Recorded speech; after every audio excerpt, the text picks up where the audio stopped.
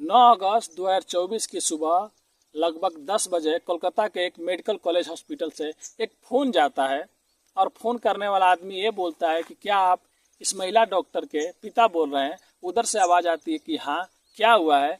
फिर फ़ोन करने वाला आदमी बोलता है कि आपकी लड़की का ज़्यादा तबीयत खराब हो चुका है, आप लोग मेडिकल कॉलेज आ जाइए, और फ़ोन कट कर देता है।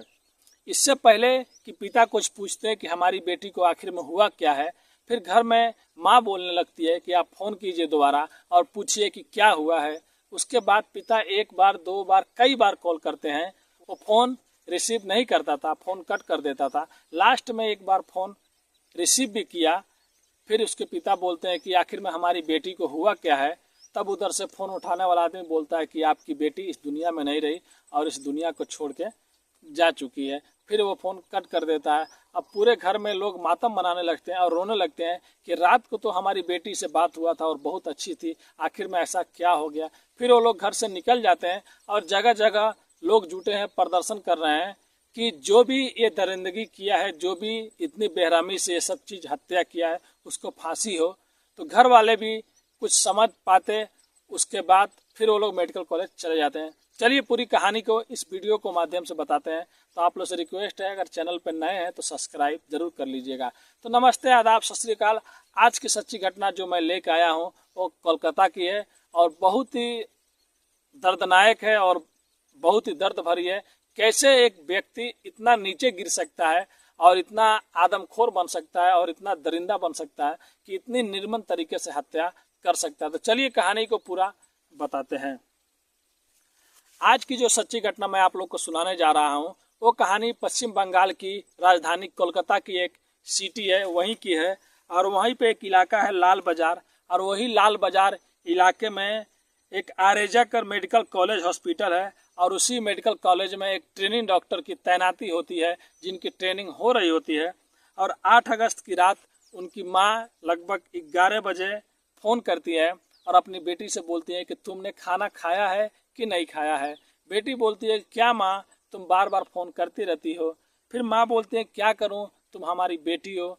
फिर माँ से बहुत अच्छे से बात होता है। फिर माँ बोलती है कि अपना ख्याल रखना और ठीक से रहना। फिर बोलती है माँ ठीक है, मैं अच्छे से रहूँगी, और अभी तुम फ़ोन रखो माँ, अभी मैं हॉस्पिटल में जा रही हूँ मरीज को देखने के लिए, और फिर बाद में मैं आपसे बात करती हूँ। माँ को तसल्ली हो जाता है और ट्रेनिंग डॉक्टर निकल जाती है, अपना जो उनका काम रहता है।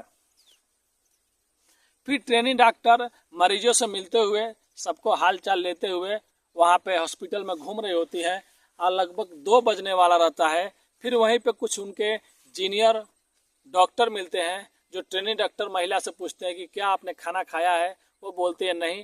फिर वो जूनियर डॉक्टर और ये ट्रेनिंग डॉक्टर एक साथ में खाना खाते हैं और 2 बज जाते हैं। खाना खाने के बाद जो ट्रेनिंग डॉक्टर महिला होती हैं वो बोलती हैं कि अभी मेरे को थोड़ा सा थकान सा लग रहा है, तो मैं जा रही हूँ थोड़ा आराम करने के लिए।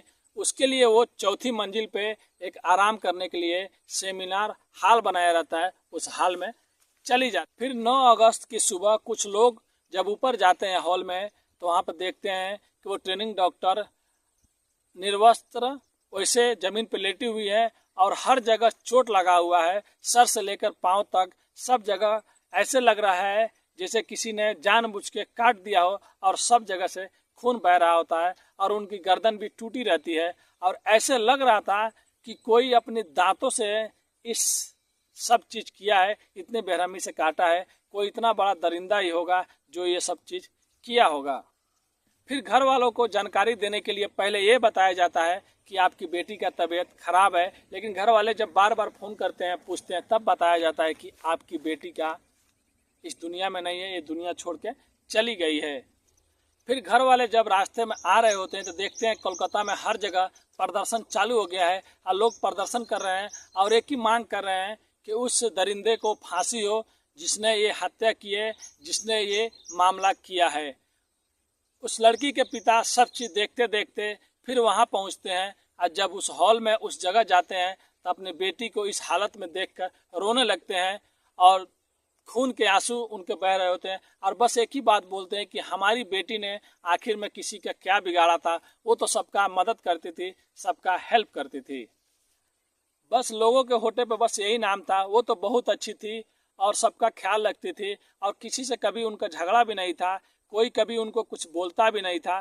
फिर भी कौन इतनी दरिंदगी तरीके से उनको मारेगा, उनकी हत्या करेगा और अपनी दांतों से सर से लेकर पांव तक, यहाँ तक कि प्राइवेट पार्ट को भी नहीं छोड़ा, सब चीज़ों को दांतों से इतनी बेरहमी से काटा। आखिर में वो दरिंदा कितना नीच, कितना गिरा हुआ होगा। सबके होठों बस यही बात रहता है कि बहुत अच्छी थी और उस ट्रेनिंग डॉक्टर की उम्र 31 साल थी।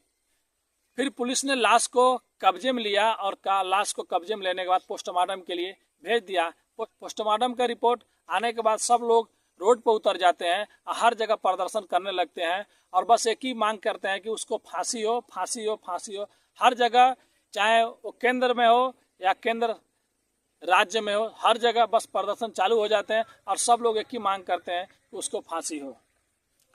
अब दबाव इतना बढ़ जाता है कि पश्चिम बंगाल की जो मुख्यमंत्री है ममता बनर्जी, वो भी बोलती है कि उसको फांसी हो, लेकिन हम लोग फांसी नहीं दे सकते हैं।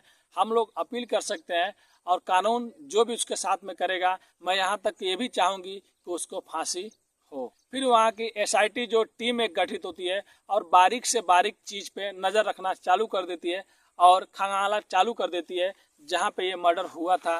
फिर वहाँ पे SIT की टीम सब चारों ओर सब चीज़ देखती है, लेकिन ज़्यादा कुछ वहाँ पे नहीं मिलता है। फिर वहाँ पे जो कैमरे लगे रहते हैं, कैमरे में देखा जाता है तो कैमरे में ज़्यादा कुछ नहीं, बस उस हाल के पास 5-6 लोग उस रात को टहलते हुए देखे जाते हैं। फिर लोग उनको भी बुलाते हैं, लेकिन कुछ होता नहीं है। बाद में उस लाश के पास से एक एयरफोन यानी कि एक बड मिलता है जो कान के वन साइड में लगाया जाता है। पुलिस को ये मिलने के बाद ये हो जाता है कि ये जिसने भी ये हत्या या मर्डर किया है ये उसी का होगा। जो 5-6 लोग वहाँ पे रहते हैं जिनके कैमरे में देखे जाते हैं, उन सबको बुलाते हैं, उनके घर पे जाते हैं और सब लोगों को एक ही बात बोला जाता है कि तुम लोग अपना अपना मोबाइल का ब्लूटूथ चालू करो। 5-6 आदमी जो भी रहते हैं सब कोई अपना मोबाइल का ब्लूटूथ चालू करते हैं, लेकिन एक आदमी से वो ब्लूटूथ कनेक्ट हो जाता है। फिर पुलिस को भी शक हो जाता है कि यही सस्पेक्ट है, यही है मर्डर जो किया है, क्योंकि वो जो ब्लूटूथ मिला रहता है वो लाश के एकदम करीब में मिला रहता है। अब पुलिस की नज़रों में वही सस्पेक्ट होता है जिसके मोबाइल से ब्लूटूथ कनेक्ट हो जाता है, तो उस व्यक्ति को पुलिस थाने लिया जाता है और उस व्यक्ति का नाम रहता है संजय राय। दरअसल संजय राय जो होता है वो पुलिस कल्याण बोर्ड में सहायक की भूमिका में होता है और उसका काम ही यही रहता है कि इस हॉस्पिटल में आता जाता रहता है और किसी न किसी का मदद के या किसी न किसी काम की वजह से इस हॉस्पिटल में आया जाया करता था। इसीलिए हॉस्पिटल वाले भी उस पर कोई रोक टोक नहीं लगाते थे और संजय राय जो होता था कभी भी आता, कभी भी आता जाता है। अब पुलिस वाले संजय राय से पूछताछ करना चालू कर देते हैं। पहले तो संजय राय कुछ नहीं बोलता है, लेकिन बाद में थोड़ा सख्ती होती है, थोड़ा उससे दूसरे तरीके से पूछा जाता है तो कबूल लेता है कि हाँ ये मैंने किया है। फिर संजय राय का मोबाइल चेक किया जाता है तो उसमें कुछ गंदी फिल्में भी मिलती है। शायद वो यही चीज़ फिल्म देखकर वो हत्या किया था और उसका वही काम था, बस गंदी फिल्में देखना है। ये खबर मीडिया में चली जाती है, मीडिया वाले उसके घर पर पहुंच जाते हैं जहां पे उसकी एक माँ रहती है और उसकी बहन रहती है। बहन से मीडिया वाले पूछते हैं तो बहन बोलती है कि मेरे से ज़्यादा उससे लगाव नहीं रहता था, अक्सर अपनी बहनों से झगड़ा किया करता था और अपने माँ से भी झगड़ा किया रहता था और आजू बाजू की जितनी भी महिलाएं थी सब उससे डरती थी संजय राय से, क्योंकि वो सब पे बुरी नीयत रखता था। चाहे कम उम्र की महिला हो या ज़्यादा उम्र की महिला हो, सबको एक ही नज़र से बस उसी नीयत से देखता था, गंदी नज़रों से देखता था। अगर कोई कुछ विरोध करता तो अपने आप को पुलिस वाला बताता, जिससे आदमी लोग डर जाता और उसके अड़ोसी पड़ोसी उससे कुछ भी नहीं बोला करते थे। यहाँ तक कि संजय राय ने कई शादियाँ कर रखी थी और शादियाँ करता था और मज़े लेता था। जब उसका मन भर जाता था तो तलाक भी दे दिया करता था। और उसकी एक बीवी थी जिसकी संगीत परिस्थितियों में मौत हो गई थी, लेकिन कोई भी रिपोर्ट या कोई भी केस नहीं हुआ। इसके लिए संजय राय पे ऊपर कार्रवाई नहीं हुई और उसके पड़ोसी वाले भी संजय राय से हमेशा डरते रहते थे। संजय राय बताता है कि उस रात 8 अगस्त को दारू पीकर जब ये उस हॉस्पिटल में जाता है और चारों ओर घूम रहा होता है, तब वो महिला डॉक्टर अकेले इसको उस हाल में मिल जाती है और ये उस पर टूट पड़ता है और सारी दरिंदगी का हद पार कर देता है और उसके साथ में एक बार नहीं कई बार बलात्कार करता है और उसके जिस्म को हर जगह अपने दांत से कटिंग कर देता है। बाद में जब थक हार जाता है तो गला घोटकर उस लेडी डॉक्टर की हत्या कर देता है। फिर पुलिस इसके खिलाफ दुष्कर्म और हत्या का एफआईआर दर्ज करती है और उस धाराओं में इसको जेल भेज दिया जाता है। और यह मामला जब कोर्ट में जाता है तो कोर्ट भी 23 अगस्त तक इसको पुलिस रिमांड में भेज देती है ताकि इससे पूछिए ये कैसे इतनी घिनौनी और इतनी दरिंदगी किया।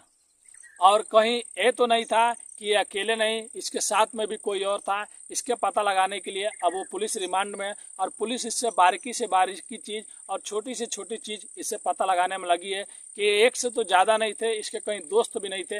अब आगे जो भी मामला आएगा अब बाद में आएगा। और बताया जाता है कि अक्सर संजय राय हमेशा दारू पी के नशा में रहता था और हमेशा दारू पीता था और इस हॉस्पिटल में आता था जाता था, लेकिन कोई भी उसको कुछ नहीं बोलता था क्योंकि वो पुलिस कल्याण बोर्ड में सहायक था और अक्सर इस हॉस्पिटल में आता जाता था और कुछ भी काम रहता था वो करते रहता था। तो आज की कहानी यही थी दोस्तों, कैसे एक दरिंदे ने एक मासूम लेडीज डॉक्टर की निर्मम तरीके से हत्या कर देता है और उसका मर्डर कर देता है उसकी, और अपने दांतों से पूरे जिस्म पे कटिंग कर देता है। तो ये घटनाक्रम सुनाने का किसी का भी दिल दुखाने का उद्देश्य नहीं है और ना किसी का कुछ आहत पहुंचाने का है, बस आप लोगों को जागरूक और सचेत करना है। तो कोई भी भाई कोई भी बहन इस घटना को अपने दिल पे मत लेना और आप लोग जागरूक रहना। और आप लोग से एक मैं विनती करता हूँ, कभी भी किसी पे आँख मूंद के विश्वास नहीं करना चाहिए कि कौन आदमी कैसा है कैसा नहीं है। 100 बार सोचे, 1000 बार सोचे, फिर जाके किसी पे विश्वास करें।